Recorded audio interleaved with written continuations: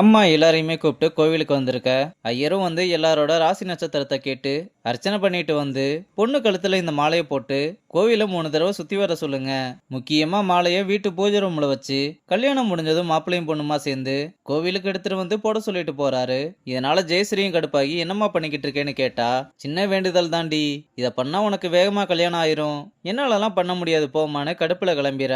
ஹரிணி தான் நான் கூட்டிட்டு வரேன்னு பின்னாடியே வந்து, நீ கல்யாணம் ஆகணும்னு வேண்டிக்க வேணாம், உனக்கு பிடிச்ச மாதிரி உன் லைஃப் மாறணும்னு வேண்டிக்கோன்னு அவளை சமாதானப்படுத்தி அம்மாவுக்காக இதை பண்ணுன்னு கூப்பிட்டு வரா.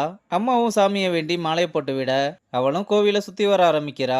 இங்க கிரிஜாவுக்கு புது வீட்டோட இன்டீரியர் ஒர்க் முடிஞ்சதுன்னு கால் வர, அதை அப்பா கிட்ட சொன்னதும் அப்ப அடுத்த வாரம் அம்மாவாசையில பால் காய்ச்சிடலாம்னு சொல்ல அவங்களும் சரின்னு சொல்றாங்க. சரி, டைம் ஆச்சு, நான் வீட்டுக்கு கிளம்புறேன். இன்னும் எத்தனை நாளைக்கு இப்படியே இருக்க போறீங்க? ஒருவேளை உங்க வீட்டுல தெரிஞ்சா என்னை விட்டுட்டு போயிருவீங்களான்னு கேட்க, அதுக்கு அப்பா எதுவுமே சொல்லாம இருக்கதை பார்த்து, கவலைப்படாதீங்க, உங்க லைஃப்ல நான் ப்ராப்ளமா இருக்க மாட்டேன், ஏன் இப்படி பேசிக்கிட்டு இருக்க, நான் தங்குறேன், ஆனா கண்டிப்பா இன்னொரு நாள் தங்குறேன்னு சொல்லிட்டு கிளம்புறாரு. அப்புறம் மறுநாள் புரோக்கர் வீட்டுக்கு வந்து, நம்ம பொண்ணுக்கு ஏத்த மாதிரி 4 வரன் வந்திருக்கு, மாப்பிள்ள போட்டோ அனுப்பியிருக்கேன் பாத்துக்கோங்கன்னு சொல்றாரு. அப்பாவும் அம்மா கிட்ட கொடுத்து ஜெயஸ்ரீ கிட்ட காமிக்க சொல்ல, அப்படியே பொண்ணு போட்டோவை எடுத்துட்டு வாங்கன்னு சொல்றாரு. அம்மாவும் ஜெயஸ்ரீ கிட்ட வந்து மாப்பிள்ளையோட போட்டோவை காமிக்க, மீரா அம்மா கிட்ட இருந்து மொபைலை வாங்கி அவளோட முகத்து பக்கத்துல வச்சு ஜோடி பொருத்தம் பார்த்துக்கிட்டு இருக்கா. இந்த பக்கம் ஹரிணியும் பார்க்க மட்டும் நல்லா இருந்தா போதுமா, கேரக்டர் தான் முக்கியம்னு சொல்றா. அதெல்லாம் சப்ப மேட்ரு, அவங்க சோசியல் மீடியா ஐடியை வாங்கி செக் பண்ணாலே போதும்னு சொன்னதும், பரவாயில்லையே உனக்குள்ள இவ்வளவு மூளை இருக்கான்னு ஹரிணியை பாராட்டுறா. அம்மாவும் சரி உன்னோட போட்டோவை கொடுன்னு சொன்னா, என்கிட்ட அதெல்லாம் இல்லைன்னு ரொம்பவே கோவமா பேசுறா.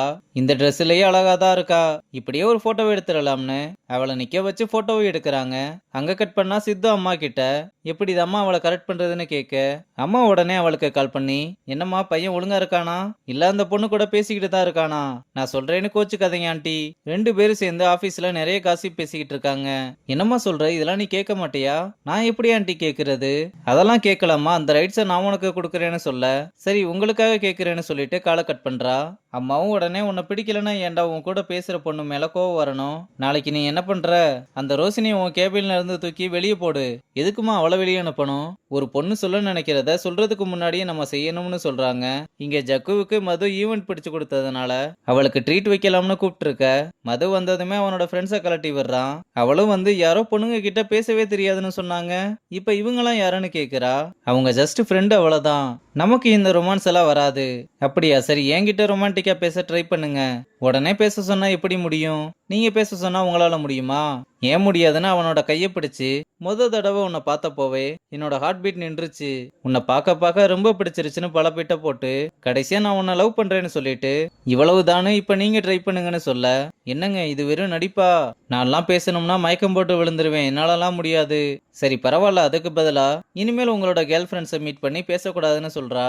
மது லவ்ல விழுந்துட்ட மாதிரி தெரியுது, பார்க்கலாம். அங்க கட் பண்ணா மேனேஜர் வந்து பிரியன் கிட்ட உன்னை வேலையை விட்டு தூக்கிட்டாங்கன்னு சொல்றாரு.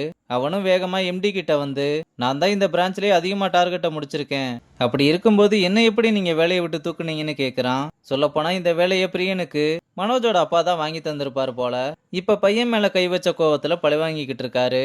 எம்டியும் மனோஜோட அப்பாவும் க்ளோஸ் ஃப்ரெண்டுன்றதுனால என்னதான் பிரியன் நல்லா வேலை பார்த்தாலும் வேற வழி இல்லாம தான் இந்த முடிவு எடுத்திருக்காரு. அங்க கட் பண்ணா கிரிஜா பொது வீட்டுல பால் காய்ச்சிக்கிட்டு இருக்க, இப்பதான் நமக்கு அவளோட பொண்ணவே காமிக்கிறாங்க.